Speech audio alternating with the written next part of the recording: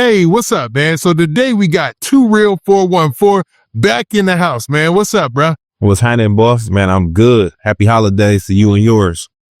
Hey, happy holidays to you, man. This is a great time of year. I love this time of year, actually, man. It's big fun. You know what I mean? Definitely is. I ain't gonna lie to you. Season of giving. You know what I'm saying? Giving these bad kids what they didn't earn all year. Yeah, it's a great time. Great time to be alive, man. Hey, that's what's up. That's what's up. I like that, man. Now, I've been talking to you offline a lot. You know what I mean? And we've been talking about a lot of the things going out in the hip hop community, a lot of things going on in social media. But recently, man, I'm gonna keep it real. You went viral, man. So I want to start off there. Like, you went viral in the craziest way. I think like a post that you made, and you're used to making your daily posts. You do it every day. Like, you are consistent with the work, with the grind. I have to appreciate it. But man, this time you really went crazy viral on a post you made about this Travis Hunter situation, man. So I wanted to get into that, man. So what was that post about, if for those of them out there who might not have seen it? And also, what was the inspiration for the post? Well, first of all, when I made the initial post about the Travis Hunter situation, which is the football player out of Colorado, I got a lot of love and respect for Dion. You know, Dion was one of them people at the beginning of my journey in this space, reached out to me and gave me words of encouragement. So I chose my words wisely out of respect for him. But Travis Hunter is a young, great man with a great prospect, right? But what happened was, I guess I played into the things that I seen. I mean, one of the first things I seen was his current fiance. I seen her say on a clip with him right there that he wasn't my type initially, right? And then I kind of let that go. And then I see another clip of Deion Sanders kind of patting her, telling her to stand up a little bit at his Heisman Trophy award ceremony.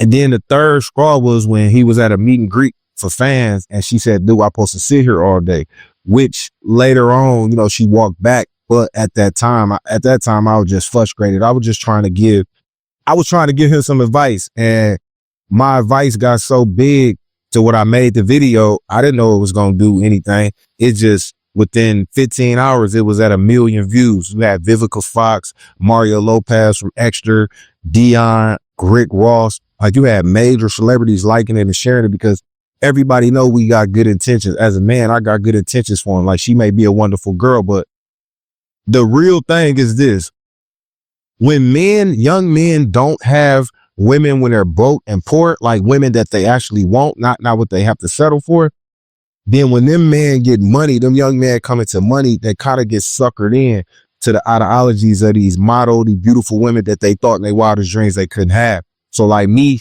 I had women when I was broke. I'm talking about no money. I'm talking about I'm catching the women I want. I mean, I got game. I know how to get abroad when I have $1. So if I get some paper right now, if I get some millions, I'm gonna know how to handle women accordingly. You know what I'm saying? Like them type of women. So when I made the post initially, bro, it was just, I felt that I wanted to speak to him, and I know it got to him because when he rebutted his comments, you know what I'm saying, you could tell that he seen my video. Yeah, it seemed like, man, that thing spread like wildfire. Like, before I hit you up, I had already seen it going viral, and I saw it was like only a couple of hours, maybe like 13 hours, and it was already almost at 1 million. I was like, man, this is crazy. And then I looked in the comment section, and that looked like a who's who of Instagram. You know, it's all sorts of stars in there commenting, and it seems like everybody is on the same accord, man. They're really looking out for Travis Hunter, because talk about a generational talent. He plays on both ends of the ball. Like you said, that he can read defensive and offensive coverages like it's nothing. But for some reason, he just doesn't have that. You know, it seems like he just can't see what could be happening, or the foresight of what could happen in this situation for the negative. You know what I mean? Because, I mean, he seems so happy in those videos, but at the same time, it's like she's dissing him. Like, it's like, and then, you know, it doesn't end there. It's like a lot of videos since then have surfaced all over social media, where it's like, especially TikTok, where people are like, whoa, she said this about him. Because there was one video, I want to ask your opinion about this, because, you know, you're good with the ladies. You got that game, you know what I'm saying? You know, and I hate to be, you know, pause and all that, you know what I'm saying? You know, knock on wood, whatever we gonna do. But regardless, she was doing a video, and this is what she said. She said, that he used to take her to the club and wait in the car while she was in the club partying and drinking because she's older than him. Like she was in her second year of college when they met. So he would take her to the club, 5-star athlete, you know what I'm saying? Take her to the club so she could go in there and party with other people. And then when she was done drinking and partying, he'd be waiting in the car for her to get out. And a lot of people about lost it. You know what I'm saying? Like, what? Are you serious? You know what I mean? Like, did you see any of that? Man, I ain't gonna lie. I didn't see that, what you just said, but man, I'm just thinking about like, we come from two different worlds, obviously. Travis is one of them good kids that come from a good background. He got a good heart. You know what I'm saying? But you could tell he got a good heart. I read something that he gave his NIL deal to like 10 or 15 players on the team that don't make money, and he spread it out between them. So obviously he's a good-hearted dude, but he may not be this, but is looked at as a sucker. Like, that's where I'm from in my culture. That's what sucker niggas do. You a sucker, boss. You mean to tell me I got to sit outside a club for 2 to 3 hours while you go inside and party and kick it and I wait on you? Man, that's the most lame. That's some square shit that don't exist in my world. A nigga from my caliber, where I come from, we would never, ever. I don't know no nigga that I grew up with, nobody ever been around in my life would do something like that unless they truly believe that this is a woman they can't have. I'm not saying Travis is a sucker. I'm saying that was some sucker move, because I believe a man who got a backbone would not allow theyself to sit outside a club and wait on a girl that they currently dating or trying to pursue, party, drop you off. Yeah, that's one thing. Yeah, I'll drop you off and I'll pull back up and get you. That's something that's more normal. But I sit outside a club and wait for you, and I can see it now. Wait for me. Don't go, okay? Please, just wait for me. Wait for me, baby. Probably gave him a kiss or something on the cheek or the lip, and he just over there mesmerized. Man, listen, she got the little gone. I'm talking about, one girl in the comments said, can't none of y'all make his feel the way she make it feel. And truth be told, I have to really go back into my childhood and think real hard, right? And what I came to the conclusion is that every time you tell somebody's not right for them, they get closer to them. Because as a child, everything my mother kept me from, I wanted to go do. She said, stay from around the corner. When she went to work, soon as she left, I went around the corner. These new generation of kids, just like, think about it. We got family members that you would tell them that dude ain't right for you. Your mother would tell you that man ain't right for you, and that's the man you gonna mess with. Think about this. How many times you seen a story of the daughter not messing with the woman, the man that the mama said is good for him? The mama like, that's a good boy, you should date him. She ain't interested in him. She want the that the mama say he ain't no good. So it's kind of like whatever you try to tell somebody to not do is gonna make them want to do more. So what I do is wish Travis the best of luck. And I promise you, little homie, I believe that you should be focused more on your career and all the things you got going on. At 19, 20 years old, you being finna be married in May. Man, this story ain't gonna end well, boss. And I just know it. Like, that's what I feel like. That ain't right, boss. I feel like that ain't gonna end well. But, kudos to him, man. And shout out to Dion. I know Dion told him a lot behind closed doors, but as a man, if you pay attention, you notice Dion kids, you notice his sons, you don't see no girl. You don't see who they dating. You notice Dion got his boys on point. Them niggas ain't putting nobody online. They ain't posting nobody. They ain't showing who they with. They ain't telling you who they in love with, because he got them boys laced, man. And he only can do that for his kids. He only can tell that little so much, but Dion making sure he is straight. And that's a good young man. He just ain't our type of everyday. We need good people like that. We need good-hearted people, good mans donating his whole salary to the team. We need a Travis Hunter in the world. We don't need no more tough niggas and niggas that come from the background I came from. We don't need no more of that. So we do need more Travis Scotts out here. You know what I'm saying? So I wish him the best of luck, boss. Now, before we drop this topic, I just wanted to get your opinion on this too, because I saw a video where Keyshawn Johnson was kind of going off saying, hey man, people got to mind their business and stay up out of it. But my whole point was, you put it on social media. You know That's what I'm saying. You can't listen, Keyshawn.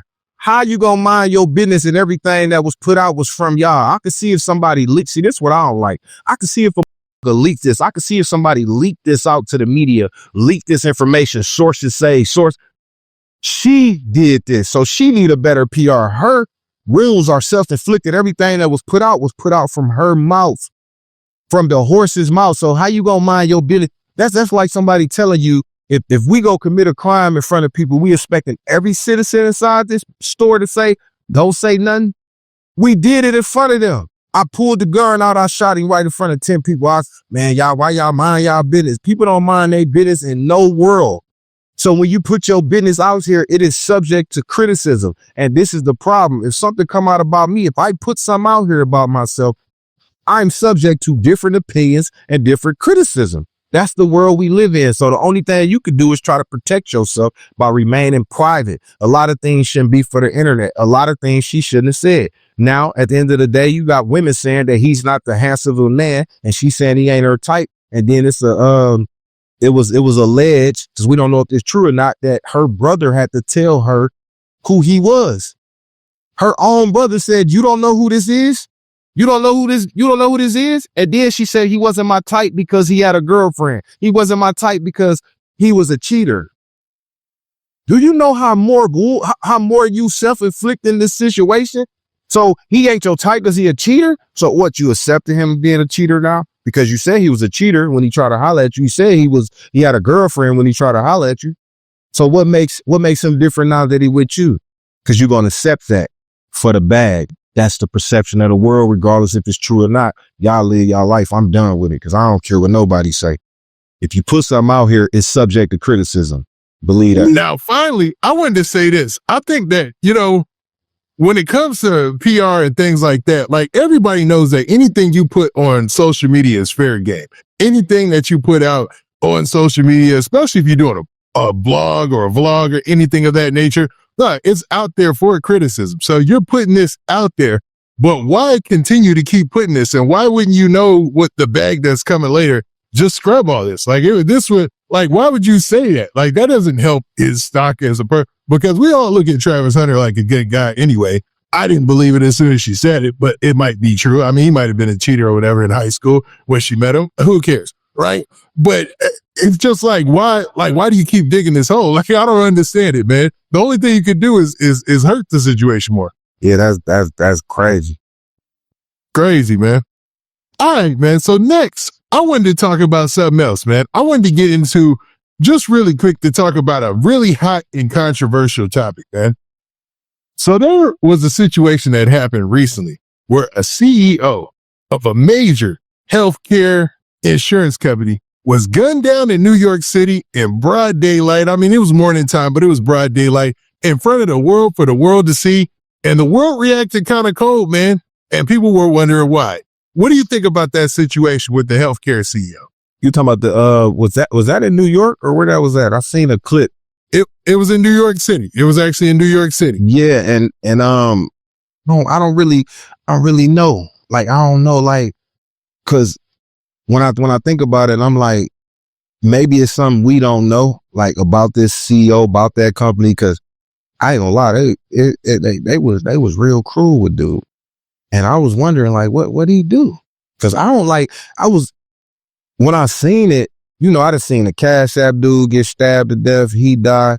Not a CEO dude or the healthcare. I'm just wondering, like, hey man, listen, people living in a time where we very desensitized. Like, human beings are so disconnected from reality and feelings to where they only feel things that directly happen to them. And then you got other people that have had so many things done to them before, that where to see somebody else in a similar situation or see somebody else downfall, it makes them feel good. You know what I'm saying? And it's like, people so cruel.